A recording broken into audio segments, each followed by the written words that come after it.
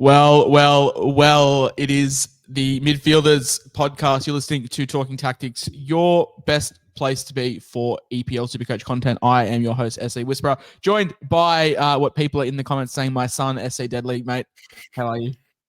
I'm feeling good, looking good. I'm looking a bit homeless, actually. I shouldn't say looking good, but yeah, I am good personally. Where me and Dad are ready to kick things off. Mate, it's going to be an absolutely massive one. The engine room, the midfielders. It's similar to defenders. I feel like it was a up and down position. Curious to see where you're heading when we do team reveals next week. Curious to see where I head. There's a couple of guys that have been non-negotiables, but yeah, recapping the defenders chat last week went really well. There's a lot of cheapies, a couple of ones that I'm more bullish on now, a couple of ones I'm sort of less keen on, just with some transfer news and whatnot. But on today's episode, we're going to be talking about the top owned midfielders, some bargains, some mid prices, some premiums, some guys we like, some guys we loathe. But yeah, like it's going to be an absolutely massive one. So remember to follow, subscribe, share this everywhere that you want to with all your SuperCoach mates. Season is less than a week away. We will be dropping an episode every Saturday morning. So yeah, make sure you've got the notifications on for that during the 38-week mammoth season, mate. But as always, let's head around the league. Around the grounds, bit of a big week since the last time we jumped on a bit of a potty. We got confirmation of a poor old James Maddison torn ACL out for the majority of the season, and a guy who I was also quite high on with Chelsea's opening fixture, Levi Colwill, also out for the majority of the season with a torn ACL at training. But the big one, mate, Rodri suffering a setback as well, and he's out till at least mid-September. So I think the big question we've had since that announcement is, can you still run with him and start with him? And I'm leaning towards no at this rate. Yeah, I mean, we saw him pick up that knock in the Club World Cup, came off, and sort of being Pep, he was very wishy-washy. Now confirmed that, yeah, looking like the first international game week break. And for anyone not familiar, I believe it's the end of game week 4. So between 4 and 5, so you'll have a week off between then. So yeah, Pep said it's looking like 6 weeks. Hopefully he's going to feature before the international break, but that's probably like cameos off the bench and stuff. I'm not sure if I'm like off him completely. Like I think it's okay as enough. Depends if you're not running like enough at goalkeeper, but you know that he's going to be in the fold. So potentially like I'm okay with it, but curious to see what pops up in terms of viable nuffs or cheapies moving forward, but not ruling him out. But yeah, sucks for him. His stocks are definitely down. Yeah, 100%. I agree. I'm not completely ruling him out, but I just think there's a few guys that have popped up, especially in the last couple of days in friendlies, that have got a bit of a spiky roll at the price. So I'm looking at him as a potential downgrade option, potentially 6-7 weeks in, as a bit of a cash generator. Moving on to some big transfers that have sort of happened since we last jumped on. Evan Gusand has went from OC Nice to Aston Villa, pretty much killing off all of the Daniel Malin hype, who did start today, but did get substituted off. But yeah, I expect either Gusand or John McGinn to potentially start out on the right and left with Jacob Ramsey. Yeah, I mean, it's going to be interesting to see where they go. Like, I still think Daniel Malin maybe starts for the first month, but he's always been a minutes risk. He's never a guy that's playing 90, and this has just unfortunately done it. He's had an unreal preseason. He's scoring in every game he's played. So, look, it's 4.77 million. I understand that if it was like FPL where there's no cap on transfers, but SuperCoach, we're only getting like 1.05 transfers a week effectively if you trade every week. So yeah, I probably have to let that one go personally, but I think he could pop off still with the new signing taking a little bit of time to bet in. But yeah, my stocks are much lower now, unfortunately. Yeah, and my stocks for this team, especially in the next guy, Ilya Zabani, officially going to PSG. My stocks in Bournemouth are completely down now. He was their best defender last season quite comfortably, and PSG paid the price tag for him, 67 million off to the French league, and it doesn't bode well for people like a Dorde Petrovic and an Adrian Truffert, who potential cheapy guys that we were looking at in our backlines and defence. But moving on to Burnley, mate, they've been pretty active. We spoke about them signing Armando Broja from Chelsea, and now they've got Leslie Ugo-Chukwu coming over from Chelsea, and also the second most expensive keeper in the database, Martin Dubravka, coming over from Newcastle. Potentially Dubravka is probably the number one for Burnley, you'd reckon, with James Trafford leaving. Yeah, like you'd expect so. And just on Bournemouth as well, like I think Adam Trafford's probably the only guy that I was looking at, but they've lost Dean Huijsen to Real Madrid. They've lost Kepa, not on loan anymore. And they've now lost Zabani as well. So it's the whole backline's depleted. Really, really scary signs if you don't have Liverpool assets for game week 1. But yeah, just not good for Bournemouth. And I don't think they'll struggle to stay up, but I think they'll be pushing the bottom half of the table quite comfortably. On Burnley as well, yeah, Dubravka coming in unreal. I know a lot of people play FPL and Supercoach, and they're probably a bit confused why Dubravka's bottom dollar in FPL, but the second most expensive in Supercoach, and obviously FPL's priced off predicted role and predicted points. And at the time, Dubravka was third choice at Newcastle, second choice. And not expect to get game time, and in Supercoach obviously priced off average last year. But yeah, they've been strong in the market. I think the defense is good. I think the Burnley manager made a comment today about how they're sort of both training separately, like they have been training separately, and the other goalkeeper is probably slightly fitter. But still a week away. You would expect they brought Dubravka in for a reason. Probably does start, but absolutely not an option by any means. It's him and Kelleher, just absolutely no love whatsoever. Yeah, no, you don't want these expensive guys that are at some relegation battle teams. I'll tell you that much. But a guy who might be in a relegation battle team, but I am interested in, and I mentioned this to you the second he got signed, Kiernan Dewsbury Hall, moving from Chelsea to Everton for 25 million, priced at 3.9 million in Supercoach. And last night in the friendlies, mate, played the 10. Charlie Alcaraz moved out to the right, and he was on corners. So a big workload for Kiernan Dewsbury Hall already, and at 3.9 million, that's my Rodri replacement. I think you need to give your team a bit more love. I don't think Everton will be anywhere near the relegation battle. It's really interesting because obviously it links with Jack Grealish, and obviously you've got Iliman and Dye. You've got, I don't think Dwight McNeil featured in that game either, so it's going to be a congested midfield. But I think they've signed Kiernan Dewsbury Hall for a reason, and really keen to see him play 10. Really keen to see him play on set pieces as well. I think also Beto didn't play. I think Barry played over Beto, which is probably better for Everton as well in that preseason game. So a lot of moving parts there for the Evertonians, but yeah, pretty keen on Kiernan Dewsbury Hall at 3.9 million. We will touch on him a little bit more later in the episode, but yeah, great signs for him. Unfortunately, wheels down for my boy Charlie Alcaraz. Feels like preseason. I feel like all these preseason gems that I'm finding are just getting absolutely ruined in the transfer market. Yeah, 100%. You're not wrong. And a guy that's sort of been overlooked, I guess we'll say, in previous years, Darwin Núñez, 53 million off to Al Hilal. Look, he was a fine servant for Liverpool, but as they move on to bigger and better things, wheels up Hugo Ekitike at this stage until they sign Isak, but we won't go there just yet. Yeah, I mean, Newcastle have told Isak you're not leaving. But Eddie Howe's also said like he's not playing week 1 and he hasn't been training with us. So maybe they're just going to freeze him out. I think they've got Isak on contract for 3 years. So I think they can afford to just be like, you can pull your head in or you can just rot in the under 21s for 3 years. We don't care. They're owned by Saudi money, so Newcastle really don't mind. Yeah, but yeah, absolutely wheels up for Hugo Ekitike. The big concern was the fact that he's versatile across the middle and on the left. And obviously, if Isak came in, Isak demands a start, which would probably see Yakpo move to the bench and Ekitike move out to the left, which he's less appealing for. But 6.5 million looks like they're just funneling everything through Florian Wirtz, which is therefore just going to be playing much more centrally, feeding Hugo Ekitike. So really, really keen on him. As for the $54 million price tag on Darwin Núñez, what happened to the game I love? Why is he worth over 50 million? Shout out to the Saudi money keeping European competitions well and truly alive. But yeah, was never getting much meaningful game time. And yeah, he is now out of the league and yeah, was never really in my plans, but shout out to Liverpool for getting 54 million. Yeah. Well, would you spend 54 million on Darwin Núñez or 85 million on Benjamin Sesko, who comes over from Leipzig to Man United for 85 million? Still not in the database just as of yet. He did get unveiled at Old Trafford yesterday morning. Yeah, I'm interested to see what he comes in priced at. We expect a Man United front three of him and Buemo and Cunha at this stage, which 200 million spent on your front three, you better hope you do better than 16th. I tell you what.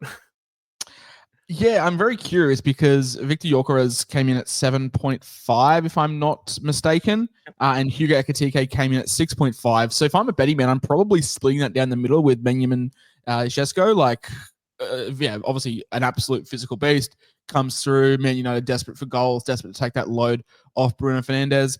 And now it's going to be, yeah, I would say probably a front four of Bruno, Cunha, Bruno and Chesko. Like, I think Bruno is going to be lining up in a 2 on the team sheet, but probably plays a little bit higher up in possession. So curious to see how that lines. But yeah, Chesko, they've had their eye on him since he was 15, 16. So they finally got him, and Newcastle don't get their man once again. It's been a very tumultuous and bad transfer period for Newcastle.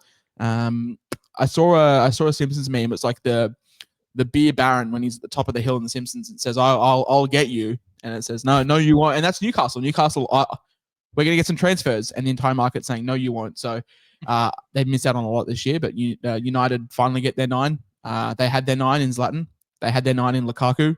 They had their 9 in a couple of others here, there, and everywhere.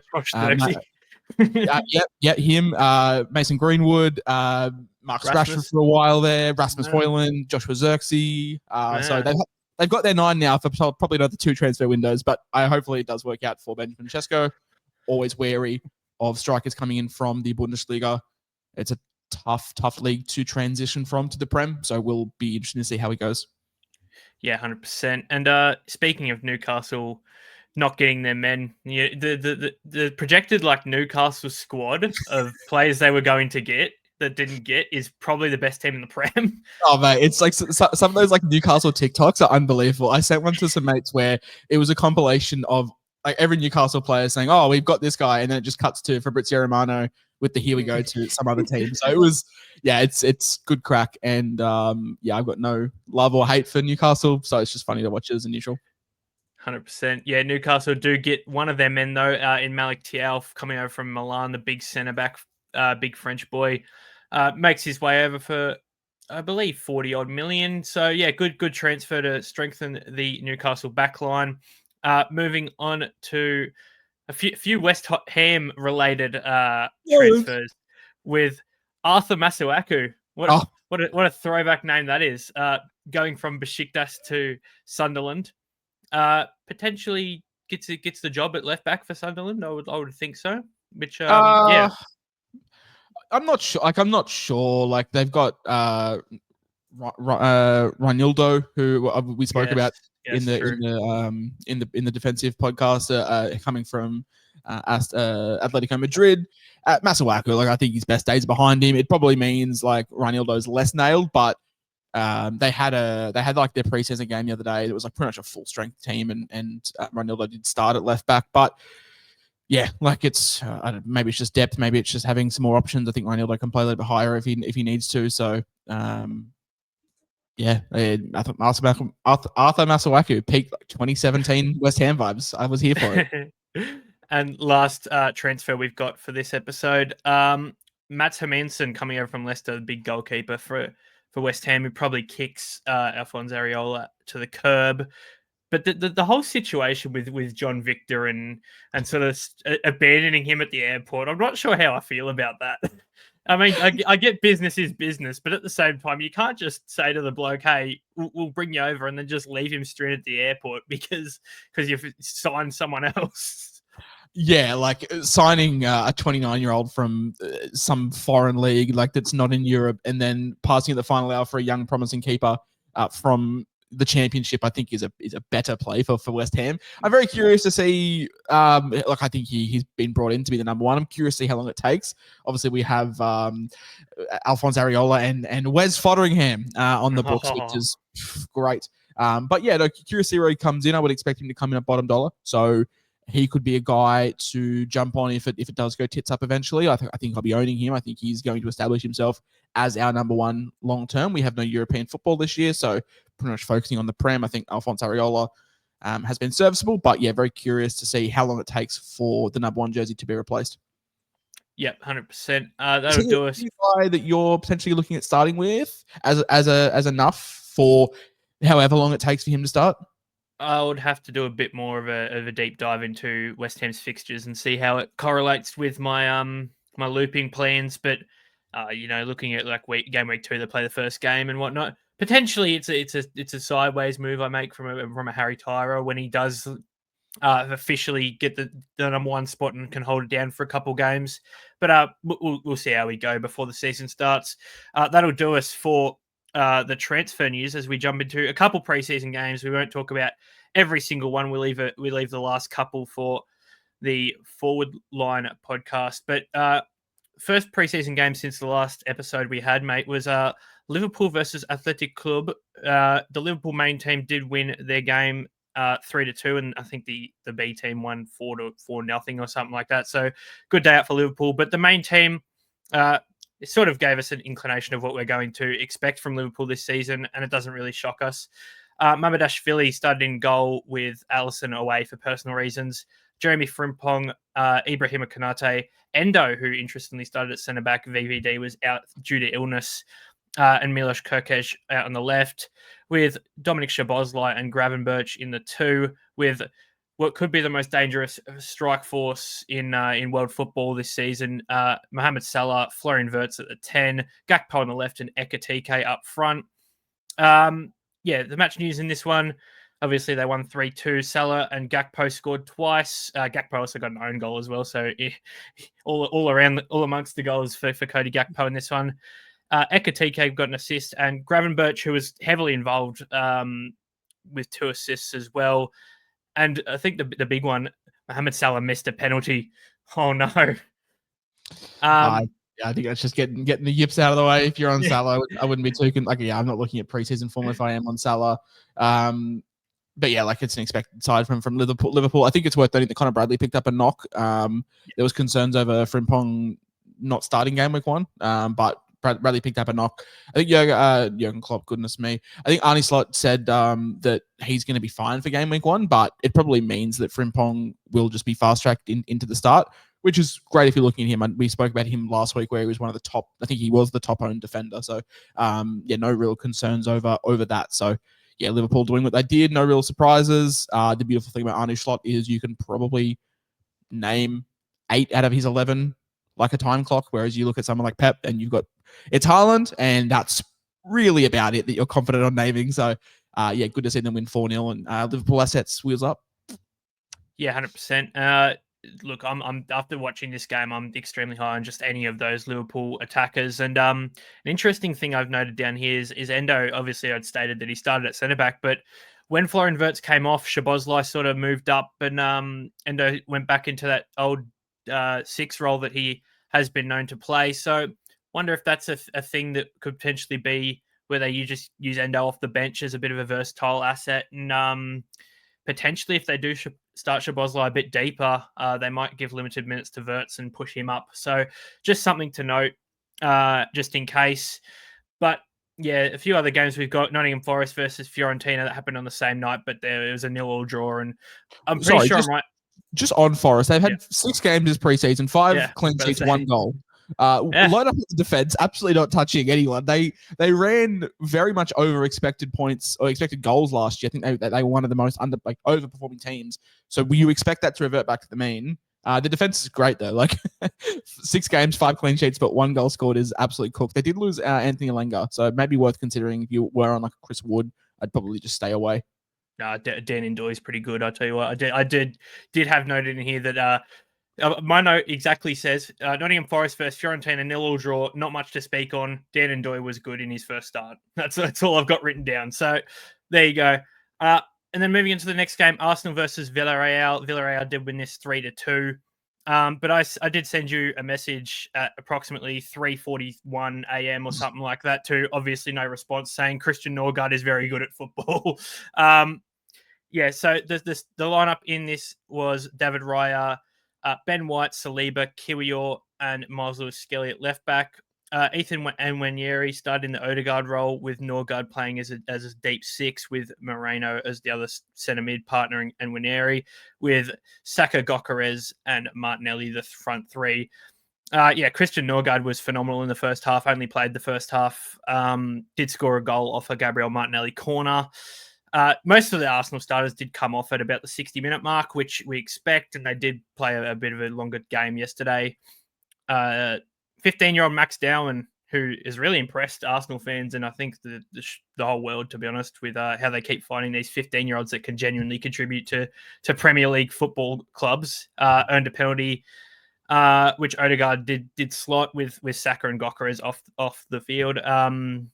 Gabriel Magalhaes came on at the 60-minute mark in his first match since injury, and he did start yesterday in the game, which we will speak about in a later episode. But yeah, decent game for Arsenal. The main takeaway I have from this was Gyökeres didn't score in the 75 minutes he played, so he's a fraud. Yeah, this game, obviously foreshadowing for the next Arsenal friendly. Yeah. Which absolute fraud. But no, it'll take time. But yeah, good to see that Gabriel did play, and spoiler alert for the next episode, did start in the second game. So this game, not too much to take out of. I think we sort of will learn what the main Arsenal team is, but yeah, a few guys that sort of getting rotated, but it's a very bog standard lineup for Arsenal. Moving into, I think the last game we've got here, the second last game we've got here, which is Aston Villa versus Roma. Emi Martinez started in goal with Borgard at right back, Ezri Konsa, Tyrone Mings, and Ian Matson on the left. Boubacar Kamara started with Yuri Tielemans. Leon Bailey, Emi Buendia started at the 10. Jacob Ramsey and Ollie Watkins up front.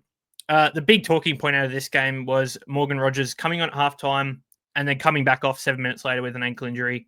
Initial reports say it's not thought to be as serious. Further assessments will be done, and I suppose he looks fine for game week 1. So bit of a shock to the system to start preseason for Aston Villa, the main preseason.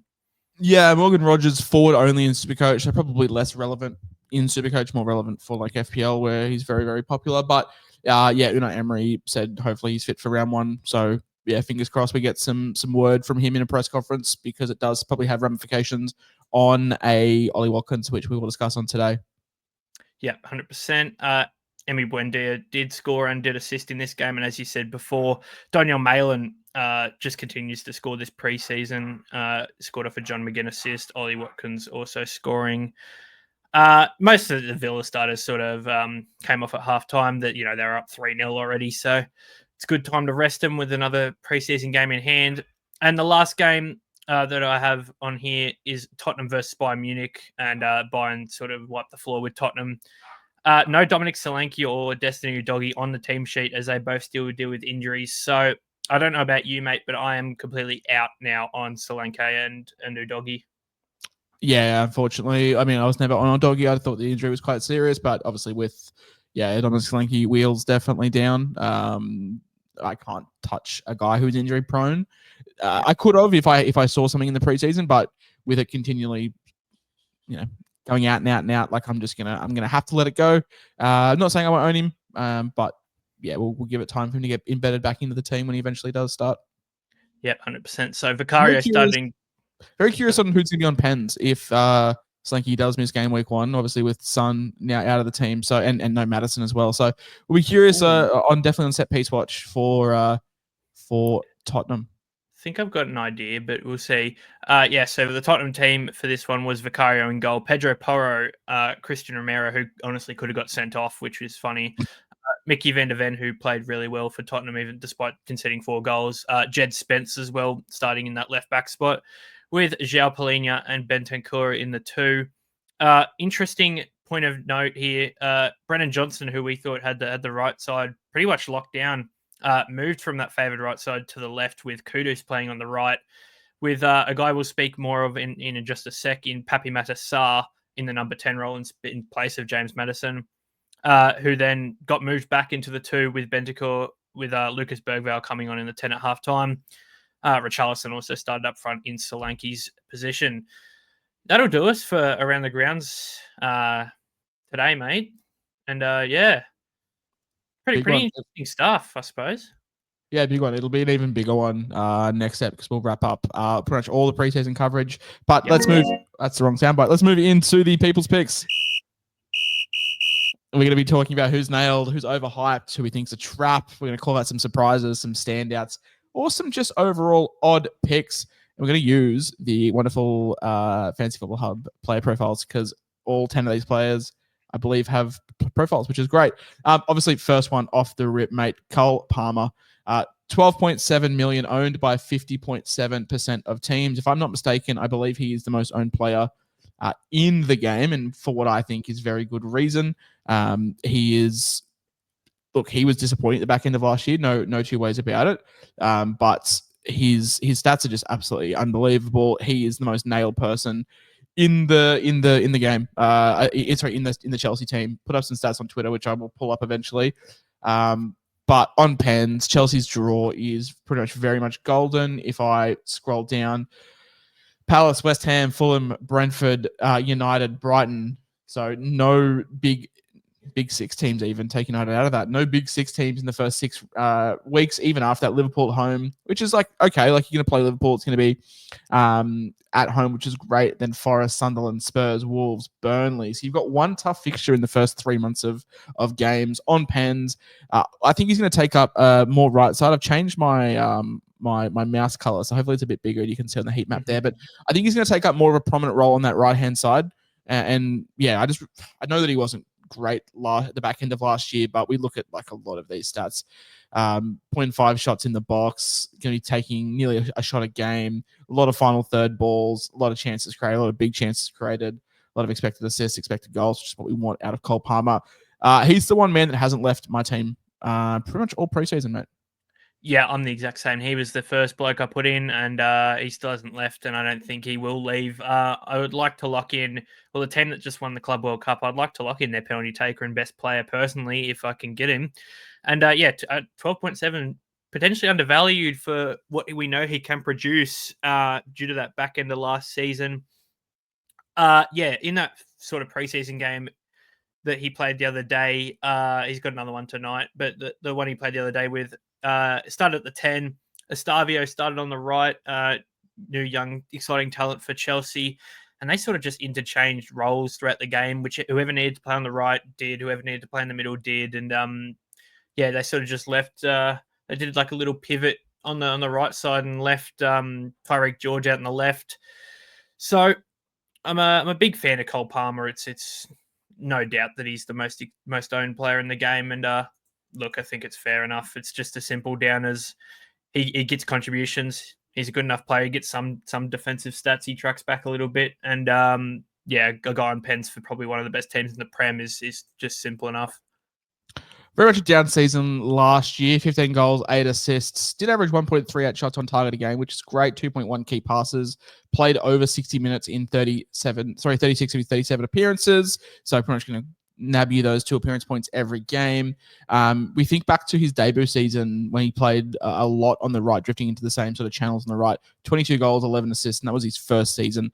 That was sort of his first real season straight out of that Man City side. So look, I think he can get back. That Chelsea are improving, and yeah, I understand that Chelsea are up and down, but they're still a top 4 team in my opinion. And Cole Palmer is so essential to everything that they do, and he's a guy that hasn't left my team. The fact that he plays so high up, the fact that he's on pens, he is going to get midfield status, which means more points for goals. Does get clean sheet points as well when Chelsea do pick them up, which I think is going to be an underrated part of Chelsea. You spoke about having Robert Sanchez quite a bit in the goalkeeper pod, so that's an easy 2 points when they do pick up clean sheet. So Cole Palmer, I am all aboard, and a guy that's is not leaving my team. Number 2, Matt, a guy that has left my team. It is former Ballon d'Or winner Rodri. Unfortunately, did pick up that serious injury at the Club World Cup and did miss plenty of time last year. There's heat maps are from last year, so take them with a grain of salt. Played very little, but we'll sit predominantly in that 6 role for City when he does come back. You're not going to be getting a huge amount of returns for him, but it's just going to be him mopping up, intercepting, dispossessing people, and just making key passes and final third through balls. Yeah, 100%. We made a point on it to start the pod. I think it is still viable to run with him. Once he's fit and healthy, and Pep is prepared to put him back in, he will play consistently and good enough minutes to make money. I think I'll probably he's out of my team at the minute. I'll probably go with him as a bit of a downgrade option, and I think most people are sort of tracking in that area too. He's down about 2% since we we made the notes. So he's starting to track back a bit when it comes to ownership, which, in fair enough reason, he's going to miss the first month of action. Yeah, I'm just trying to pull up the. I guess like we'll have a chat about him, like having him. I think he's going to be a must-have when he's eventually back. Of course, one of the best players in the world at bottom dollar due to a serious ACL injury last year. But the thought of running him as a loop, what do we think initially? Whilst I'm stalling for time to pull up the fixtures week by week. Yeah, so if we go on Rodri as a loop, I think Man City have a decent enough run where that they want them on prime time TV pretty much, so they don't really play too early in the week unless it's against another top team. So if you want to use a potential Rodri as a loop and back him in, I'm not going to hate on it at all. It's the first 4 weeks for Man City are good fixtures for looping, besides maybe week 2 against Tottenham. But besides that, they basically play the last game of the week every single week. So yeah, I'm not going to stop you if you want to go a 2 playing goalkeeper strategy. I think Rodri could be the perfect guy to have as your M5. I don't imagine we have much UK audience, so this is all in Australian times. So as you can see, like a host of the game, and it's going to be tough for Australians to loop because obviously the games are at stupid o'clock. But in week 1, City will play the last game of the Sunday morning.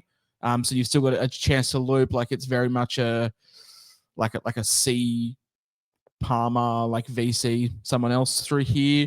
Week 2, they do play early, which rules it out. You would have to, you could still VC Palmer and then captain someone later on. Like I think a lot of your VC is going to revolve around Cole Palmer. So it's going to be curious if we look at these next couple of game weeks, how the Chelsea City fixtures do interact.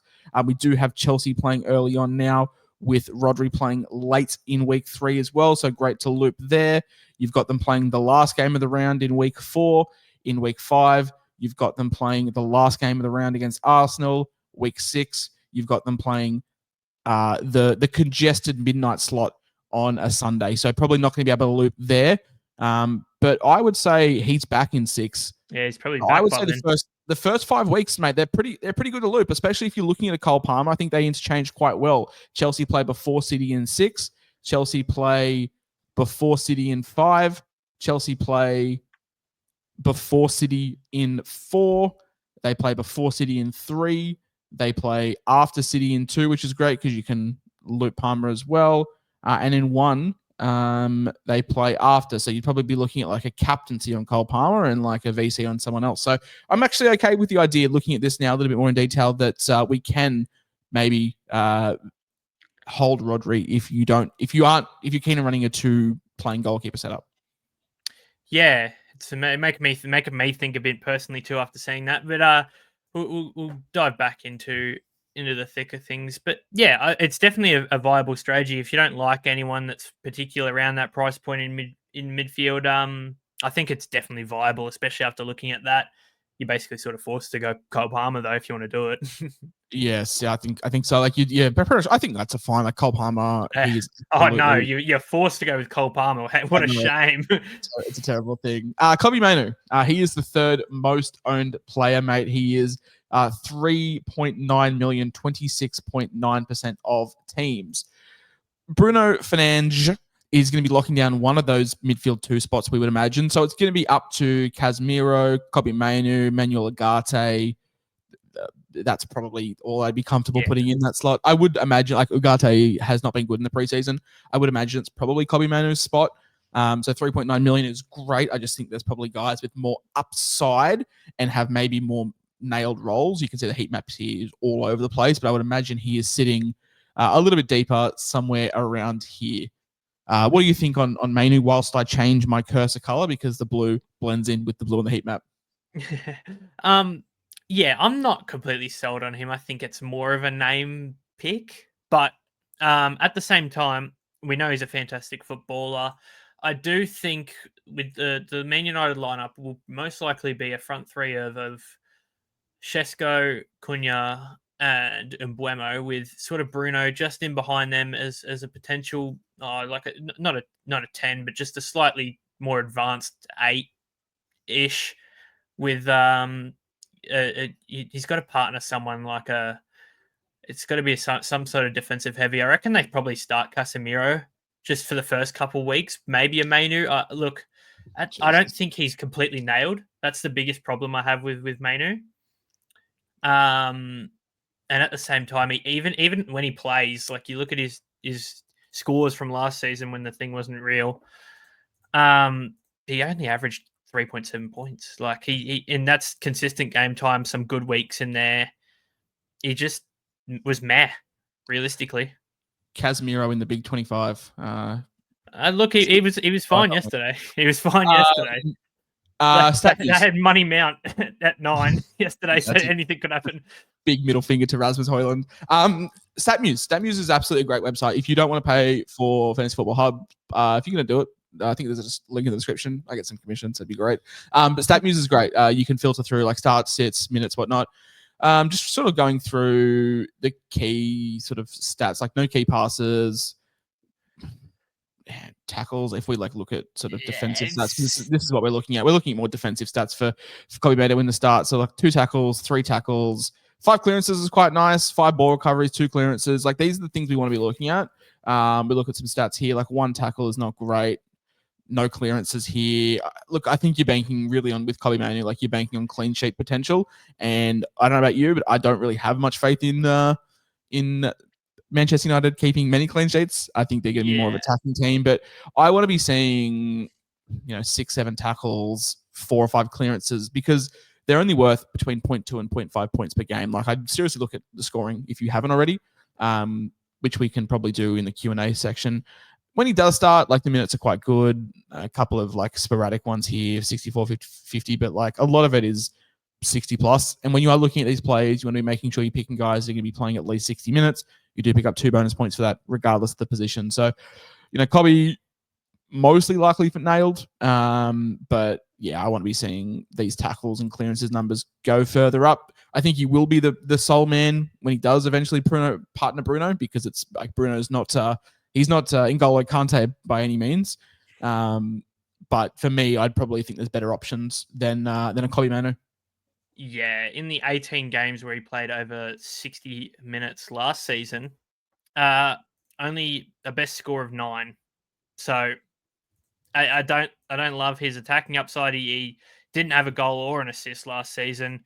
He only kept five clean sheets. It was really just banking on dribbles and passes, and he's not going to do that consistently enough to score well. Like obviously he's cheap, but at the same time, I think there's going to be guys that make you your money quicker and easier.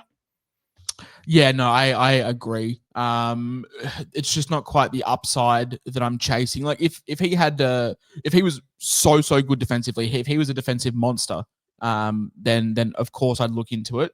But it's worth noting that he is 3.9 for a reason. He's not a Rodri that played 2 games and got injured. Like, as you saw from his stat news there, he did play quite a considerable amount of games and quite a considerable amount of minutes. So that is to be taken into consideration. I think he probably finishes the season averaging maybe 5 or 6 points at a high, which for me is just not enough value. Number 4 on the most owned list, mate, Miles Lewis Skelly, 3.9 million. Out of Arsenal. I know that you're a big fan of him, mate. So talk to me a little bit about Miles Lewis Skelly whilst I pull up his player profile. Look, I am still high on him, but at the same time, I am slightly concerned after watching that Arsenal game last night. Mikel Arteta has a big decision to make because him and Ricardo Calafiori looked fantastic. So it's a nice headache to have. Whoever they play at left back is going to be the guy, but there is some rotation risk for sure. They both look good. But I think at the price, he gets involved a little bit in the attack still from left back. He's going to get a lot more of these like DEFCON points. And, there is going to be more consistent minutes if he wins that left back spot. And I think if he does it and he's the starter in game week 1, I think it's going to be a little bit hard to ignore him, at least for the first couple weeks. I think he's probably going to be a guy we'll be looking to bring in if we don't start him, because he's, either kept 2 clean sheets or he's got some good points just from playing 90 minutes. Yeah, I really don't know what to make of the Arsenal backline. I'm not going to pretend like I do. Like you're in Timber, you've got Ben White, you've got Miles Lewis Skelly, and you got Ricardo Calafiori. Like White has the right on lockdown. What? I don't know. After look, Arteta last night. I'll bring the squad back up. He named a very strong team. It probably is his first choice team. With it was Raya, Timber on the right, Saliba, Gabriel. He started Calafiori, brought Lewis Skelly on at halftime, and then I had Zubomeni and these sorts of guys, Norgard, Moreno in the midfield with the likes of Odegaard and whoever else. But look, I wouldn't say the right or the left is locked down. I think that was sort of just an initiation. Sorry, I sort of just meant he's locked into the right side. Oh yeah. It's going to be a split between Calafiori and Lewis Skelly on the left, and I would say Timber probably is favoured right, but he is so versatile to play anywhere across the back four, really. Yeah, the thing I would have liked with Lewis Skelly is he is so versatile that he can play anywhere, even if Calafiori plays. But at the same time, it also sort of works against him, where the fact that you can just bring him off the bench and play him anywhere. So, look, if we find out game week 1 that Lewis Skelly's got the job at left back, I think he's going to be one where we're going to be looking at quite quickly. Yeah, no, I agree. I think the signing of Martin Zubamendi has killed any chance of him playing further forward up.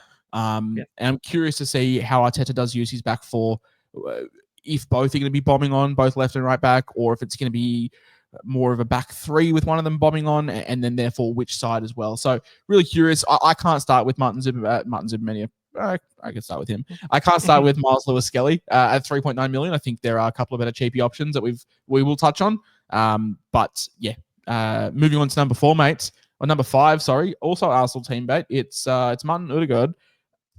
I'm really, really interested to see what they're doing with Odegaard, because they have actively gone out to try and sign a 10, and I don't think they're going to replace Odegaard by any means. He's the club captain, but I think they're looking for some more competition, so to speak. Martin Odegaard was locked in for 38 games week on week. As you can see, provides like a lot of creativity in his sort of chart here. Really good for through balls, good for final thirds, good for chances created, good for just an all-round game on that right-hand side of a midfield 3. I think he's coming off set piece, or not coming off set pieces. He's further down the penalty chart, and I think they're going to be playing much more with the front 3 rather than running things through Odegaard. So I don't think I can go anywhere near him, mate, despite this ownership. Yeah, I'm not. He's in the category of he's okay. Like, I'm not going to tell you to not grab him, but at the same time, I wouldn't advise grabbing him. There's too much risk factor at that price. He's probably slightly undervalued for what we know he can do, but at the same time, this 16-year-old kid, Ethan Wanier, he's breathing down his neck. He's basically played in his role this whole time. They're not going to displace him, but definitely does make him a bit of a sub risk or a positional change risk out on that sort of like right cam area. Look, I don't know where to sit on Odegaard as well. He's probably, like I said, he's probably slightly undervalued, but at the same time, I think things have just got to run through that front 3 now. And I think there is going to be better options out there than Odegaard. And, those games where he does have a bit of a spell and comes off the bench is you're not going to want to have 8 million coming off the bench for 12 minutes. Yeah, the rise of Ethan Wanieri is absolutely massive to mention. I think it's also worth mentioning that having a real number 6 in Martin Zubamendi will allow Declan Rice to push forward that little bit more as well. So maybe taking the onus off Martin Odegaard just that little bit in the final third. I don't think I think he's priced at what he is. I don't think there's any value there, and he's not good enough to be a season keeper for me. The value in him would be lying in the fact that he plays week in, week out, same as like a David Raya. But I don't know. I think he can only go backwards rather than going forwards, to be honest. That's just my initial assessment. He's a bit of a what it says on the tin. He's probably finish with a 7.5 average throughout the year. With he'll probably have a couple of big games and then just a bench game where he comes on 20 minutes, and does a couple of things and gets 2 points. But that's not a guy I want to start with at that price. I agree. A man that I do want to start with at the price, Bruno Fernandes, 11.4 million, only 13.1% of teams, which I think is mental. Mate, look at this heat map. He is everywhere. You can play him at centre back and he'll still find a way to pop up in the box. Obviously, going to have a bit of a role change this year. Going to be moving a little bit further deep, we would imagine, with a front three of Shesko, Cunha, and Mbeumo, probably partnering a Casemiro / Ugarte / Manu, depending on who it is. He is the most nailed man in the Premier League. He will play 90 minutes every week, 38 games a week. That is the value in Bruno Fernandes. And this chart is through the absolute roof. Through balls galore, final key passes galore, chances created absolutely great, but that's not all that he offers. Shots on target, shots in the box as well. He pops up everywhere. He's on set pieces, he's on corners, he's on pens. Penandes, he hasn't been given that name for a reason, and I don't think the attacking output is going to dwindle too much. He was feasting in a Man United side that was shambolic. We expect Man United to improve. I have been saying that since 2014, so not sure how much they will improve, but I think they do improve, having more goal-scoring threat. And the fact he's playing a bit deeper in a game of SuperCoach, that you do pick up points for clearances, you pick up points for tackles, you pick up points for key passes, key dribbles. I really like Bruno Fernandes. I think you're paying a premium price tag, but I don't see a world where he doesn't just absolutely kill it once again. Yeah, I am in the same boat. If I can afford to get him in and I can trust that he's going to, even if he does play a bit deeper in that sort of 6 area role, that he still gets enough key passes, enough recoveries, these sorts of stats, and gets enough points to still be premium, as well as still being on pens, as we know. He's never going to let anyone take them off him. Yeah, it's gorgeous. And I think if you look at his stats last night, he got the assist for that own goal. I don't know how that's going to work with EPL SuperCoach. Obviously, we know with FPL, if you get if an own goal gets scored or you earn a penalty, and you're the last person to touch it in your team, or you earned a penalty, you get an assist. I don't know if that's going to be a case for EPL SuperCoach, but in FPL, he got the assist, had a couple big chances created, had 3 clearances, I want to say, and 2 interceptions. That is enough for 4 points in DEFCON wise, and then the 2 points for the start. If he gets the assist, he scored 12 points in a pretty ordinary performance last night, and that's against a good Fiorentina team. So I'm interested in Bruno quite convincingly. The concern with Bruno is the draw. Arsenal at home, City away, Chelsea at home, Liverpool away in the first 8 weeks is not great, but we have 44 trades. We don't have the ability to attack fixture runs. Bruno Fernandes is absolutely nailed. United are not playing European football. I'm finding it hard not to. I still think he will pick up points in these bad games. Even if he doesn't pick up an attacking return, I can still see him picking up 6-7 points. So if you're picking up 6 or 7 points against Arsenal and City, then I think against Burnley, against Brentford, Brighton, Sunderland, I think there is potential for him to go huge. And if anything happens to the front three, he's straight in. If Shesko goes down, Cunha plays up top, Bruno plays off the left. If anything happens to Mbeumo, I think he plays off the right. He's the first man to move forward, which is absolutely great as well. I'm happy to pick him wherever he's named in this team. Any disagreements? No, I'm with you. I think we've sort of both mutually agreed that we're going a little bit lighter in defense, just so we can stack this midfield and get guys like a Cole Palmer and a Bruno and another guy we'll talk about quite soon. But these guys are going to be guys we'll have for the whole season that'll just we can trust, and they're just locked in for 38 games.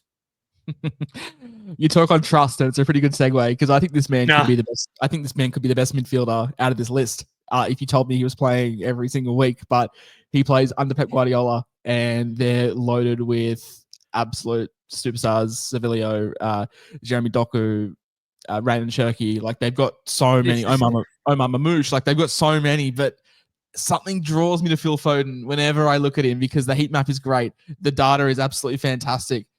It's the expected minutes. This is going to start. This is going to start the Man City hate pod section of today for me. It's quite prevalent in this episode. I mean, we look at these expected minutes it's a very rough expected, but never nailed for 80. And I think he's been battling an injury this preseason, so that's the concern. Phil Foden, though, if he played 38 games, if he played 80 minutes or 90 minutes every week, I think he could be 12, 13, 14 million. I think he could be He's awesome. At times, yeah, world class. There's a reason why Pep wanted him in the side at 17. He's now, I think, 23, 24. Like, he's been in the system for a while. And that 10 role is open. I'm curious to see where he plays. I think Marmoush is quite locked in. I think Marmoush and Haaland, I think, are both locked in. But then you've got Ryan Cherki, you've got Jeremy Doku, you've got Savinho, you've got Foden. Like, you've got so many options here. You've got Reinders when he'll push forward a bit more. You've got Gundogan still. Like, there's so many options to play in this midfield. Yes, I know that Kevin De Bruyne has left, but they've replaced with even more talent. I can't run the risk with any Man City player in a SuperCoach format when trades are so minimal that isn't Marmoush or isn't Haaland. I'm so terrified. And that's why I wasn't really keen on Rain Nouri when we spoke on defenders. I think he's absolutely world-class in that role. But we don't have the trades to be fucking around with this, I don't think. I'm just looking at just the midfield. Just every midfielder that's on the system, on the database in SuperCoach. Bernardo Silva starts for most Prem teams. Phil Foden starts for probably every Prem team. Mateo Kovacic starts for most Prem teams. Ryan Cherki starts for most Prem teams. Matthias Nunez starts for most Prem teams. Reinders starts for most Prem teams. Nico O'Reilly starts for most Prem teams. Ilkay Gundogan starts for most Prem teams. Nico Gonzalez starts for most Prem teams. James McAtee got rejected a $35 million bid. And then that's without Rodri and Oscar Bob and these sorts of other guys that potentially could pop up. I do not. You'll hear me say it throughout this whole podcast when we get into guys we don't like. I don't want a bar of pep roulette when it comes to midfielders, especially.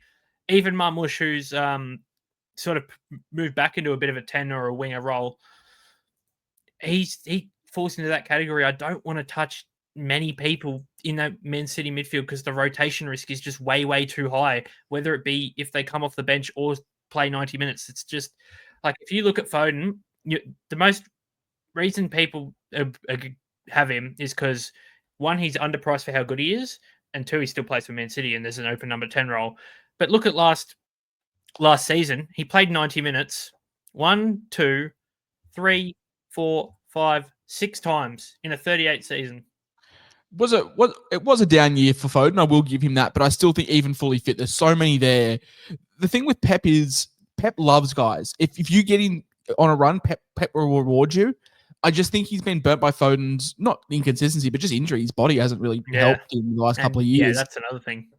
So having the injury to start this preseason. I can't wait.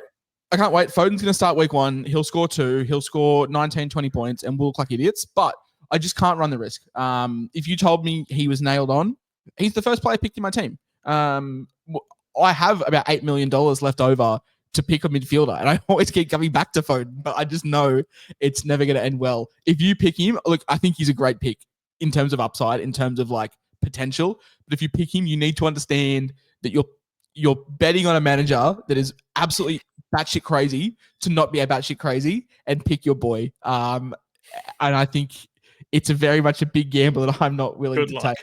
Yeah. I can see it working. I can see it not. But let's go to the polar opposite of terms of upside and not consistent minutes to a guy that's nailed for 90 every single week, but offers you absolutely nothing. And it's Moises Caicedo. Absolute defensive juggernaut. We'll pick up defensive points for fun. But I just don't think the upside is there. 6.75 million, owned by 10% of teams.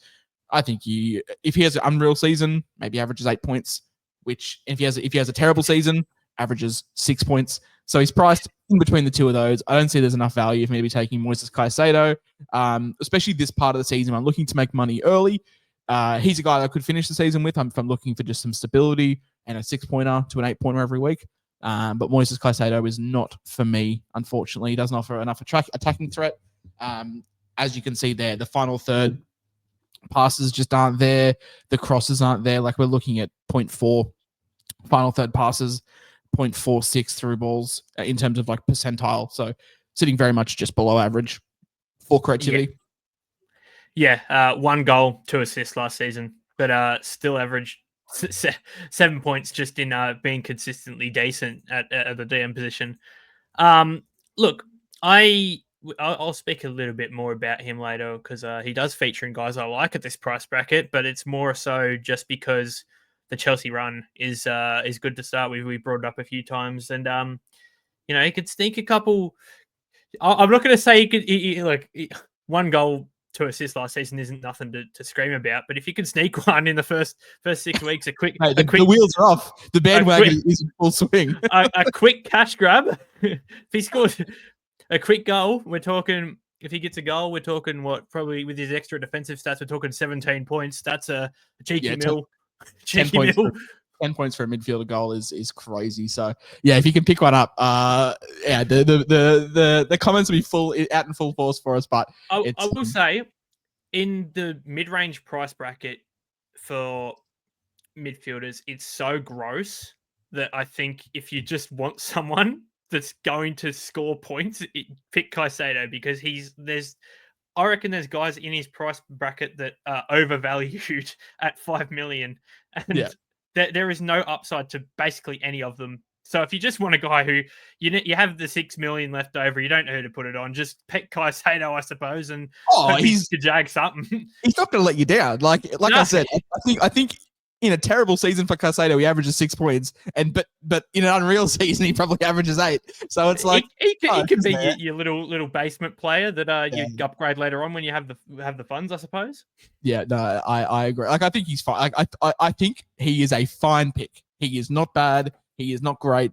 And if you need someone, and like you'll hear us, we've been nearly going for an hour and we haven't even talked on our players that we like. But when we talk about these mid-price guys, it's very, very, very dead. Like it's very, very. Yeah. So Caicedo, he's just a solid anchor. Jack Harrison, mates, in SuperCoach, he's priced at 4.3 million, 9.4% in the cheapy brackets. Probably plays more 10 than right that this is suggesting. I would imagine that probably has a slight role change this year, but like he's okay. Like he creates, he's in an okay percentile for chance to create, okay for crosses. Does a bit of everything. He's jack of all trades, master of none, but we've seen him in the Prem before, and he was a player. After, you know what? That's a good way of describing it. After watching him at Everton last year, he's a player. Yep, he does kick a football around. Yes, but no. In all seriousness, Jack Harrison, I think this is has to be an auto pick job because I do not see where the 9.4% of people are getting at here. Yeah, send me your team. If you've got him, I need to see it because I don't think he even starts in a shit Leeds team. He didn't start in a shit Everton team last season. He doesn't even start in a shit Leeds team this year. I think Piro's going to be the striker. Dan James is going to be on the right. Wilfred Gnonto is going to be on the left. If they have a 10, it's probably going to be Anton Stach. I don't see where he fits in. I think Ethan Ampadu's locked into the base of a midfield, and you've got some other options that maybe Jack Harrison nabs a spot in the midfield, but like the Japanese guy, I can't remember his name, Tanaka as well. He does all right. So I don't think he even cracks into the midfield. I think he's just going to come off the bench and just be a guy. Dan James is nearly $1 million cheaper playing out of position, playing in like a front three. So I'd rather that. If you're looking at Jack Harrison, I'd rather just a cheaper guy playing further up the pitch in a Dan James. And the draw so-so. Like Everton at home is fine. They set up well defensively. Arsenal away is absolutely gross. Newcastle's not great. After that, it's okay. Like a couple of decent runs, but yeah, I'd probably just rather Dan James. If you're looking for like a bench cheapy guy, I think Dan James is the one that I want to be looking at. And the last player of the list, Hannah Traore. Just quickly. Jack Harrison for Everton last season. 1 goal, 0 assists in about 20 games. So I don't know how well you expect him to do at Leeds, but I think he's fairly priced at 4.3 million. Yeah, no, I agree. We talk about Bournemouth assets. Hannah Traore, I don't even know if he starts. Don't want to touch him. No, I think for 3.5 options, he's probably the best. Maybe Ampadu's better, but he's probably one of the only guys that actually play football. So whether he starts week in, week out, I'm not sure of. But if you're looking for a 3.5 mid, I don't know how many they're going to be, but surely you just spend up the extra like 400k and get a Lewis Skelly or a Drewsbury Hall or something like that instead of risking it with a guy who might not play. I think you find the extra 400k, downgrade a goalkeeper, and get Dewsbury Hall. Like if you need a guy that's going to be playing, I don't even think he's a good enough. Probably comes on, plays 20 minutes, and just kills it. So yeah, not keen there at all. But that was the top 10 most owned. There was definitely some names there, some interesting names. Just to recap, we like Cole Palmer, we like Rodri when he comes back. Obviously, we're on board with Rodri as a start to the season. 3.75 million could be a decent enough. Mainu, the verdict's out. Miles Skelly, the verdict's out. Martin Odegaard, we're just not keen on at all. Bruno Fernandes, we're both really keen on. Phil Foden, we're keen if we knew the role. If I can get 38 minutes of Phil Foden playing 90 each week, he's first picked. Yeah, 100%. I'm just going to say, though, we're actually both keen on. Like, we're not keen. He's just there. We're not against it. Jack Harrison and Hamid Touré, we're both not keen on. Let's move into the, so what do we got? 12 players. 12 players with some honorable mentions that we'll talk on for some price brackets. All right, let's talk about some cheapies. We're going to go under 5.5 million. We both have two that we like. We both have two that we loathe. And I've got two in the honorable mention section as well. I'm going to kick things off, mate, with Papamata Sarr, 4.8 million, 4.2% owned. He has definitely shot up the power rankings or the stock market charts, so to speak, in the last 48 hours. Obviously, James Maddison went down. We weren't sure how Tottenham were going to line up. They do have Daniel Levy as an owner. So knowing what he's going to do in the transfer market is it's anyone's guess. But I would have expected Brennan Johnson on the right, Matthias Tell on the left, with Mohamed Kudus playing in the 10 whilst Dejan Kulusevski is out. But as you kindly recapped, it was Pape Sarr playing in the 10. I can get on board. If you told me that he was going to be the 10 until next transfer window, until the summer, I could get really on board with it. 4.8 million, playing in a 10 for Tottenham with, who knows what's happening in the front three, or with Richarlison there, like as the 9 with Solanke out. Like, he's not my slam dunk cheapie. You've taken my slam dunk cheapie, so I'll let you talk about him. But Pape Sarr playing the 10 really, really interests me. And if I can get some word out of Thomas Frank on the longevity of Sarr in the 10, you could see him lining up in Charlie XCX, which is my team, moving forward, mate. I'm bullish on Pape Sarr. Yeah, I think it's valid, especially if between now when we're recording this on the 10th, between the end of the transfer window, that if Tottenham don't grab a 10, I think the only way they're gonna have to go about things is Sarr or Bergvall as the 10, and it seems that they prefer Sarr at the minute, or potentially, like, they probably don't play Kudus in the middle. They probably just have a rotation on the right and left between Tell, Wilson, Odobert, who came from Burnley, Kudus and Johnson. That'll probably be the 4, with Tell potentially playing some striker if Solanke's out and Richarlison's, not up to it or whatever. But yeah, it sort of opens a door for Sarr. And the thing that was really promising for me was when Bergvall did come on at halftime, he just dropped back into the 6 and played the whole game. So he moved from the 10 to the 6 and didn't come off.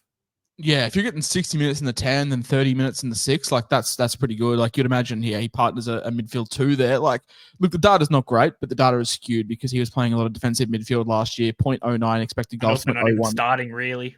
Yeah, basically 0.1 XA last game. Like, I'd have to look into the per 90 stats a little bit deeper. And the heat maps all over the place. But Burnley at home, City at 2. I'm still trying to get confirmation from some people at SuperCoach if we're running a 3-round average, 3-round rolling average. I would expect we are. It's going to be very violent if we're not. If we're running a 1-round rolling average and 44 trades, it's going to be a violent, volatile game. But I would imagine it's a 3-week rolling average. But yeah, the draw is so. I'd want to get an idea on the roll before I did take the plunge, or some confirmation from Thomas Frank. Yeah, I think it's valid for sure. Fantastic, mate. Talk to me on the cheapie you like, and it's a cheapie that I like. He's probably my top option as well. Not John Duran. Not John Duran. He's having fun in the Saudi league now for whatever reason. I don't know why he did that, but anyway, moving on to John Arias, who we've both become quite high on. You were higher on him first than me, but I've joined you on the Arias train after his move to Wolverhampton. And look, there is potential there that there might be, like, obviously Wolves didn't earn a penalty last year, so we don't actually know who the penalty taker is going to be. But all the previous penalty takers are all gone, so it's really just between him and Jorgen Strand Larsen. But Arias has probably been, I think it's fair to say, Wolves' top performer this preseason. So in a very short turnaround after moving on at 5.5, mate, he's locked into that left side by the looks of it, and he could create a lot of things for Wolves. Yeah, coming from the Serie A, not to be confused with the Serie A, coming from Fluminense from the Brazilian league, I think he's 9 from 12 from the penalty spot, and Strand Larsen hasn't taken one for the better part of 5 years. Played 12 games for Fluminense this year, 4 goals, 1 assist. Last year played 27, 10 goal and assist contributions. The year before that, 14. The year before that, 17 goal and assists. I think he slots into that Matthias Cunha role quite nicely. 5.5 million potentially on penalties. We saw Strand Larsen actually perform better without Cunha in the side. They do have probably some issues at left back, but apart from that, Wolves are pretty much solid. I think they'll be mid-table, and I think with the flair and the upside that the Arias provides at 5.5, I'm finding it hard not to pick him.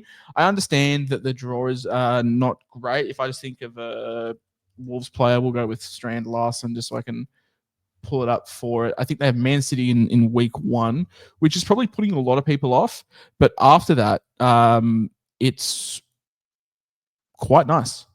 City at home, and then Bournemouth, Everton, Newcastle away, Leeds, Spurs, Brighton, Sunderland, Burnley, Fulham in the first 10. So one tough fixture and a Spurs side that just shipped 4 to Bayern Munich. So I'm not sure what to make of their defense. But if you can get away and you can bench him in week 1, I think he could be a really, really good play at 5.5. And I'm glad to see that the hype is starting to pick up for him as well.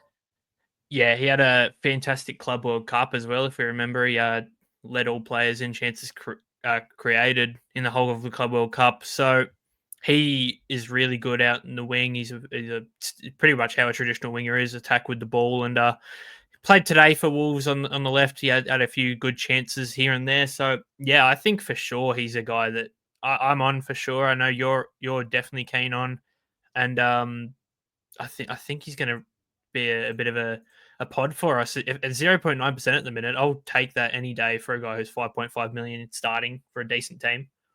Yeah, no, I agree. Keenan Dewsbury Hall, 3.9 million. I've had to change the way we're going to display his graphs because he had the Chelsea stats up and they were terrible. So I've flicked it to per 90 minutes. As we can see here, 0.35 shots, 0.08 XG, which is not great. 1 key pass, 0.3 key chances created. Look, I think in this Everton side, and you're probably better to speak of it than me being our resident Everton fan, I would imagine that Iliman Ndiaye probably sits on the right, Charlie Alcaraz sits on the left, or Iliman on the left, Dwight McNeil / Charlie Alcaraz. But that 10 role seems quite open for Keenan Dewsbury Hall. I think they signed him for a reason. Obviously, Idrissa Gana Gueye would be sitting in behind there.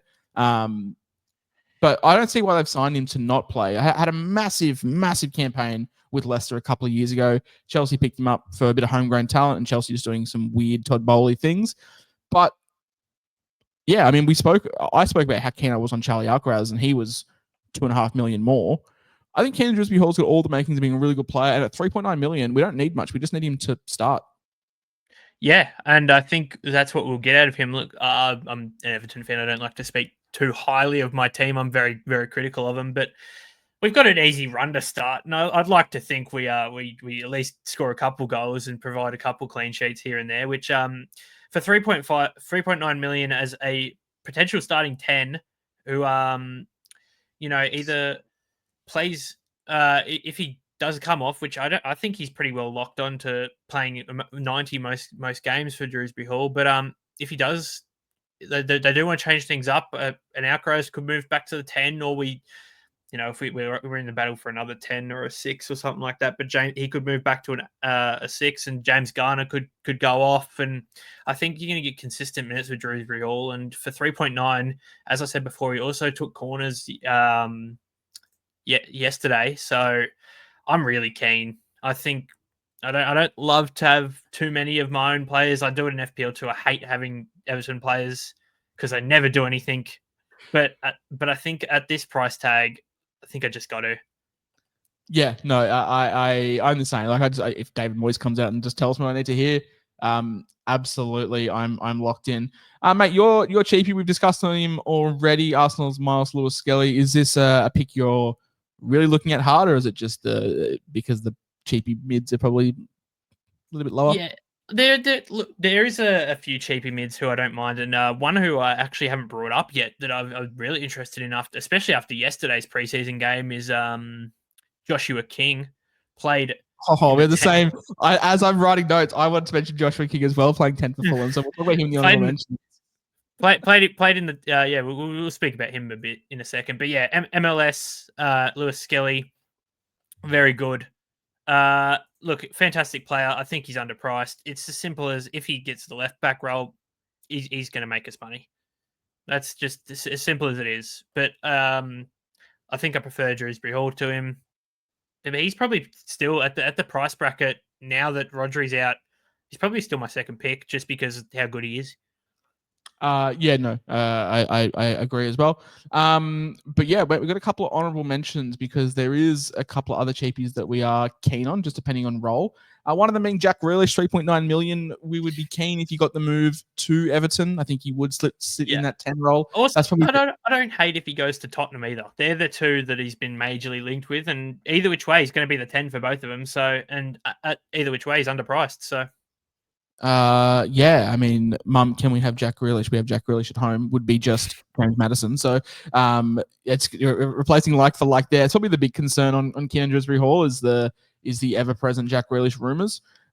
So worth noting that. But yeah, if Jack Grealish gets a move, 3.9 million, obviously quite keen. Did bits at Aston Villa.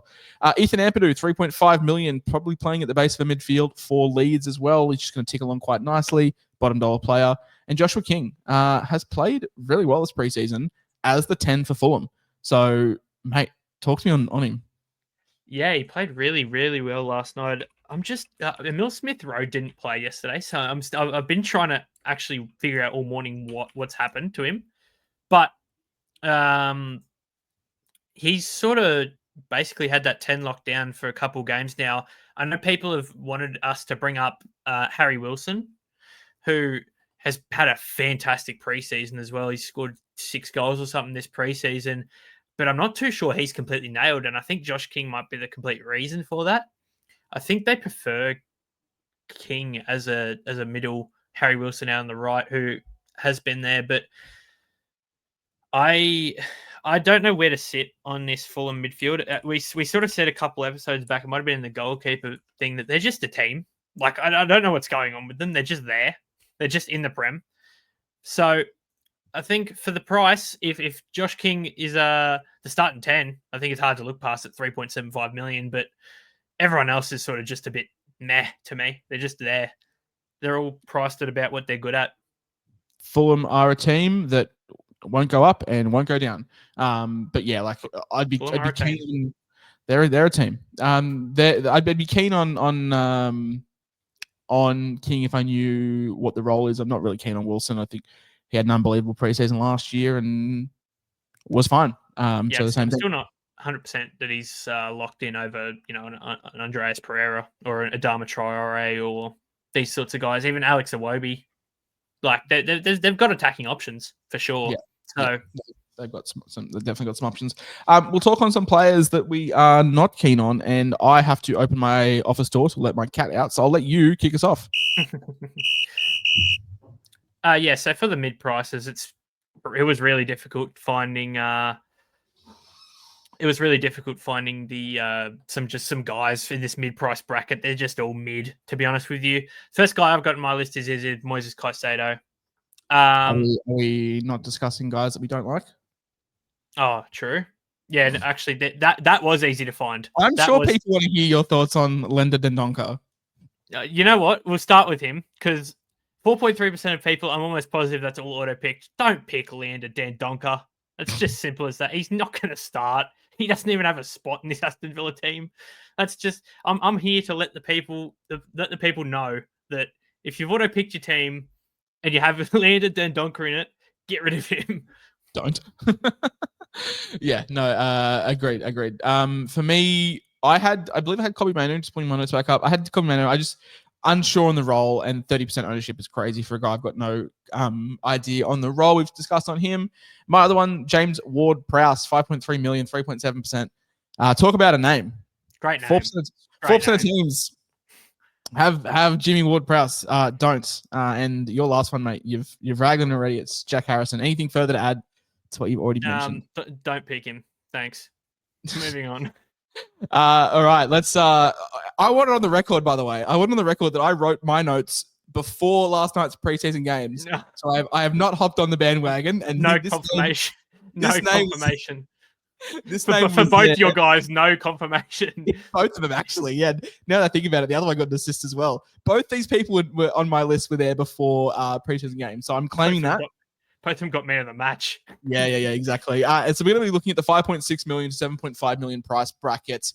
And the first one is Tajini Reinders off the back of his brace overnight. I promise you he was here before then. I put him here when the Rodri news came in that I thought he would have gone back to play 6, which if we're talking about a Moises Caicedo, he's that. But it was actually sort of Ilkay Gundogan playing the anchor role, and Reinders was playing that more familiar role that he was playing throughout his career as that sort of number 8 box to box. And if he is, I think he's looking relative.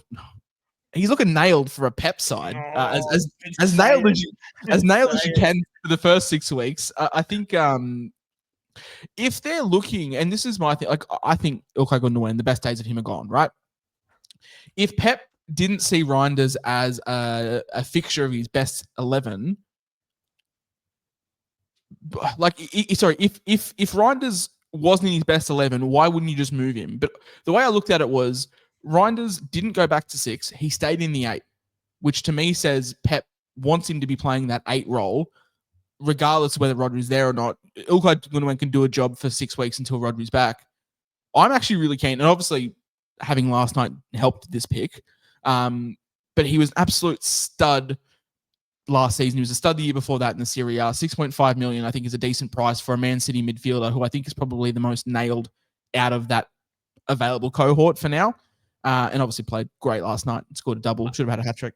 I think the big one for Reinders now, especially in that 8 role, Mateo Kovacic looks to be out until late October. Mm-hmm. So he's out for a few months. Like, I guess that's one piece to the Pep Roulette puzzle that we know he's not going to be in there. And look, if Gundogan does play in as a deeper role, which he has done in the past, we've seen Bernardo Silva play that in the past as well. But I think if Nico Gonzalez is going to be one to potentially play deeper, it sort of opens a spot for Reinders, which look, out of the whole Pep Roulette midfield and all the works, I've got a guy in here who I will speak on that I like, but I don't love him. But Reinders I do like the look of, and I think if you're going to pick anyone in this Man City midfield, it's probably going to be him. Yeah, no, I'm the same. Like, we look at like a Ryan Shirky, he's probably more of a 10. And everyone else that you mentioned is sort of a 6. Like, you're sort of playing a little bit deeper. So, look, I went on the record that I had these notes written before he scored 2 goals last night, which is nice. But 6.5 million, he's currently in my team. He was with the Rodri news as well. Mate, Moises Caicedo, we've touched on him a little bit, but what it says in the tin. You'd rather a Reinders over a Caicedo, surely. I hate playing Pep Roulette. I don't want to do it. I've done it too many years in my FPL career. I don't want to do it. But I think, for upside reasons and the fact that he still even is cheaper, you probably got to play the Pep Roulette with Reinders. He's so much better than that 6.5 million price tag. Yeah, I think for me, like at face value, they stand out head and shoulders above the rest. I also had this man in the list before his man of the match game the other day, only because I think he's quite nailed. I think he plays 38 games every week, and it's Martin Zubimendi, 5.3 million, 3.9% owned. Obviously had a great game last night, had an assist off a cross, played really well, 8 paws, was really good on the transition. I think he sits into that Thomas Partey role quite well, and 5.3 million. He's a guy that will chug along. Yeah, and Arsenal are becoming a team that's sort of Man City-esque with look, Arteta sort of has his boys, picks his boys, and runs with them. We know he likes to use Mikel Moreno as a bit of a backup striker, which I find interesting. But I think you sort of know with Arsenal what their swaps are going to be, even with these new guys. Like, if Odegaard comes off, it's going to be for Nwaneri. If Declan Rice comes off, it's probably going to be for a Moreno or a Norgard. Zubimendi, pretty safely, it's him or Norgard, and either one of them will play good minutes. And I think whoever it is, which I think it's probably going to be Zubimendi, to lock down that sort of deeper role. Yeah, I think it's a fair price tag for him. No, agree. That's why he's in my list, mate. Who's the other midfielder that you like in yours? Because it's a City player, and that goes against your ethos. Yeah, it goes against almost everything I've said for the past hour and 20 minutes. But at the same time, this guy isn't a midfielder. It is like he's still in the midfielder, but it is Matheus Nunes, who I think pretty comfortably has to play right back this season, and his only real competition is Rico Lewis, who's been all right in the past, been all right in the preseason, but he hasn't really shone, and he hasn't really got in his 90-minute games. He hasn't been the greatest, and I think ever since Pep put Matheus Nunes back at right back, he's liked what he's seen, and you can see the heat map on the right that Whisperers just put up. It goes with everything I'm saying. He likes to bomb forward a little bit, especially, and that's only the last sort of 7 rounds he moved to right back, and he averaged upwards of 11 points. Yeah, you're only really competing with Rico Lewis, who Pep gave a chance last year, and I don't think he took it with both hands. So I think the role's definitely open for Matheus Nunes as well. The only concern is paying that premium price for a midfielder rather than a defender. Like, obviously, goals going to be worth less and whatnot, and doesn't get the clean sheet bonus. Doesn't get more clean sheet. If he was a defender, I'd probably have him, I reckon, at the price. Yeah, no, I agreed. I'm just curious on how he's used alongside Reynat Nori, and Josko Gvardiol, because both those guys love to bomb forward as well, and they don't have Rodri to sit and make a back three effectively. So that's my only concern. But it was playing absolutely unreal and averaged over 11 points a game when he did move back to the right. So Kyle Walker out of the building now, so it's just going to be those two. But yeah, they're all the guys that we sort of like in that mid-price bracket. There's a couple of really good sleeper picks there, so potentially, keep your eyes out. Guys that we don't like, these are some names. For me, Sandro Tonali, 7.2 million, 2.7% of teams. He's a guy. He's a guy. And Newcastle, not going to be great. I think they'll be like 9th. They haven't. You look at their team on paper; it actually sucks. In all honesty, like, besides Isak, really, I'm not a big fan of it. Tonali's just there. I think he's probably priced at what he is. I think he will have some upside, maybe some games, but at the same time, he'll just drop back into that 7.2 sort of price area. I don't love him, as he's not going to be a keeper. He's not going to make you money, so he's just there. And if you're going to get a guy who's there, get Caicedo. Yeah, a lot of these guys are like just priced at what they're at, and I don't really see a whole heap of upside. Especially with guys that you've put. Same with me, like Casemiro, 6.9 million, 0.5% owned for a good reason. Like, he's only going backwards. I just don't think he improves. I think his game time gets less. He's obviously older. I think I'd be not keen on anyone that we've put here. I can't even make an argument for the guys that you've put. Yeah, and we'll get into the first one I'll put, which is Ryan Gravenberch, who actually, he's been really impressive in the preseason and for Liverpool, but in 6% of teams. Simple as this, mate. He's out game week 1. He's suspended from end of the season. So, like I said, I'm here to let people know, if you're picking Ryan Gravenberch, he won't even be there game week 1. So, potentially, if you like him, pick him later on, but game week 1, don't bother. He's not going to be there. Yeah, no, I'm the same. Same with Casemiro, as I said. So who's your other one, mate? Emil Smith-Rowe. He's just sort of a bit of a their sort of product as well, as we said before. He didn't play in the most recent preseason, but I actually honestly think he's sort of been overtaken by a few of these guys. As I said before, Fulham's got a decent-ish midfield. And Emil Smith-Rowe, 34 games last season, mate. Guess how many games he played with 90 minutes? How many, mate? 0. Oh. So yeah, that's sort of where I lean on Smith Rowe. Is I'd rather, if I'm paying 6.3 million for a guy, I'd rather him at least play 90 minutes. Surely. Yeah, no, I'm the same, especially if he's like being uncertain by 18-year-old Joshua King. So it's just like, Yeah. where are we at? Mate, let's move on to the primos, the big boys, the ones that we absolutely are frothing over. Yeah. For me, we've spoken about him. We've spoken about both of my guys pretty much at length, so I'll run them out of the way because we're running over time. Cole Palmer locked into my team, as is Bruno Fernandes. Both those guys. Look, I can make a case against Bruno. I can make a case against Cole Palmer. Palmer finished the season last year quite poor, and Bruno was playing a different role. I can understand the hesitation, but yeah, I'm just so I can't antipod Palmer at 50%. I think the upside's too good. I think he's underpriced, even at 12.7, and Bruno on all set pieces and just the key cog in that Man United side. Yeah, I don't think we really need to touch on Bruno and Palmer more. I think the people understand where we sit on them. We're big fans of them, and we probably both will end up starting with both of them. But two guys that we also both like, and two more interesting guys. Jared Bowen, one of your boys. Look, just he is West Ham United, and we've said this a couple times before. Pretty much anything they've got to do has to come through him attacking wise. And Sunderland first week, I would love to own him for that. Potentially chuck a captaincy on him as well.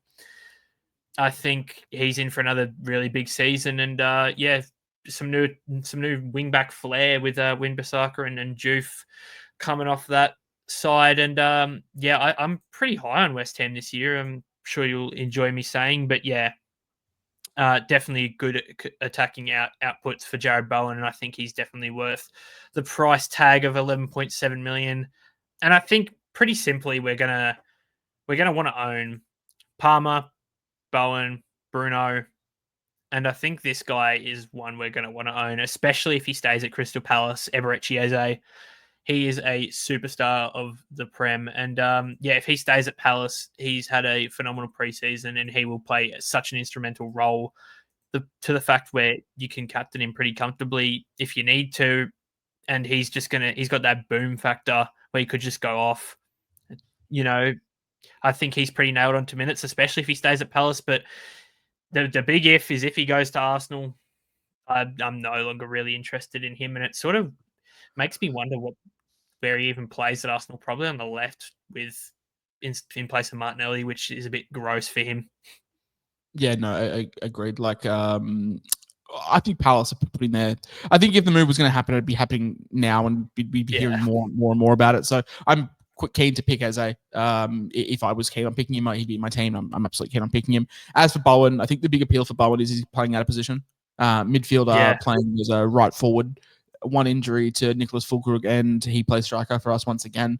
Just an absolute talisman. So won't be on pens, but everything runs through us. I think something a stat like last year, he was involved in like 48% of our total goals or something like that. So yeah, he's absolutely class. Locked into my team. FPL is a bit different. Class is a forward in FPL, but in SuperCoach as a midfielder only, absolutely not going anywhere with that. It's gold. Yeah, absolutely. And as for Eze, yeah, we've spoken on him as well. I'm keen. Yeah, mate, we'll wrap up the ones we're not keen on. I've spoken about one of them already. It is Martin Odegaard, 7.9 million, nearly 20% owned, which is crazy. Just not keen. And the other one for me, mates, is Morgan Gibbs-White, 13.1% of teams, 9.4. Did we mention earlier that Forest scored one goal in the preseason and massively overperformed their XG last year and now have European football and finished the year quite poor? So yeah, for all those factors, I'm just really not keen on Morgan Gibbs-White. Yeah, I think for the attacking standpoint of Nottingham Forest, it's Chris Wood versus the world. But on the defensive side of things, they've got a fantastic defensive team, which are, one goal and 5 clean sheets in all preseason games is a pretty good testament to that. But yeah, I think avoiding all Forest players might be decent just to start, to be honest, because they're all really overpriced. Even the defenders, like Milinkovic is 9.3, Murillo's 8.7, Nico Williams is 7.6, Matt Sells in goals 7 million, and Gibbs White, that's just massive price tag of 9.5. Same with Chris Wood, but Chris Wood potentially gets to that level. I'm not sure Gibbs White does. Yeah, no, I agree. Mate, one of them, unfortunately for you, is Phil Foden, 7.8 million, 11.8% owned. We've discussed him at length. I think he could be the best pick of the game or the worst, just depending on what Pep does with him. Yeah. And shock horror, another Man City player and people you don't like. Yeah, just sack off this whole Man City midfield, to be honest with you. I don't want a bar of any of them. Reinders maybe, but literally anyone else I don't care for.